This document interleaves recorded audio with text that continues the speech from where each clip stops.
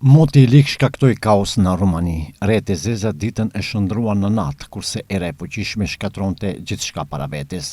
Duheshin vetëm 15 minuta që njerëzit të mbeten pa pullazet e shtëpive dhe me kopshte të shkatruara nga breshëri. Breshërshi erë e fuqishme pati edhe në Zagreb dhe rrethin. Njoftimet thonë se nga moti i lig ishin lënduar 3 njerëz, kurse një shtëpi ka mbetur pa pullaz pas goditjes së rrufes. Moti i lig apokaliptik është shënuar edhe në Serbi, duke ndezur meteo alarmet në nivelet më të larta.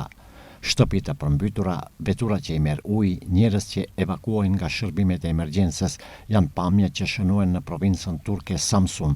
Së paku 12 persona janë hospitalizuar, njoftojnë media turke. Pjesë të Evropës janë kapluar nga rreshqet e breshërit dhe borës midis majit.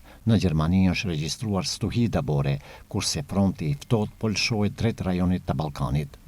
Territori i vendit tonë nga sot 13 maj hyn në një periudhë me mot më të freskët, me temperatura që për 10 gradë do të jenë më të ulta krahasuar me temperaturat që zakonisht janë gjatë majit.